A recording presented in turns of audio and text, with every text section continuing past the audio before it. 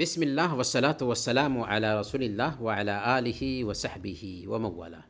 ایک بھائی پوچھتے ہیں کہ ایک کتا ہے جس نے کتنے لوگوں کو کاٹ لیا اور املاک کو بھی نقصان پہنچایا ہے، کیا اسے مارا جا سکتا ہے؟ دیکھیں، الٹپ پہ کتے کو یا کسی بھی جاندار کو نہیں مار سکتے۔ ہاں، اگر کسی جانور سے نقصان ہو رہا ہو تو اسے مارنے کی گنجائش ہے۔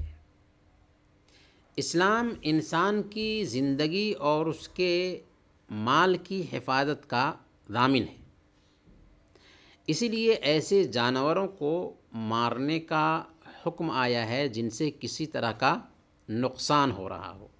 صحیح بخاری اور صحیح مسلم کی روایت ہے، اللہ کے نبی صلی اللہ علیہ وسلم نے ارشاد فرمایا کہ 5 جانور فاسق ہیں، انہیں حرم میں بھی قتل کیا جا سکتا ہے اور حرم سے باہر بھی قتل کیا جا سکتا ہے۔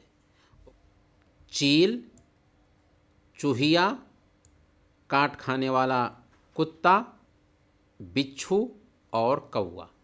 چیل، چوہیا، کاٹ کھانے والا کتا، بچھو اور کوا، یہ 4 جانور ہیں جن کو قتل کرنے کی اجازت دی گئی ہے، کیونکہ ان کے اندر اذیت پائی جاتی ہے، نقصان پہنچاتے ہیں، تو ان کو مارا جا سکتا ہے۔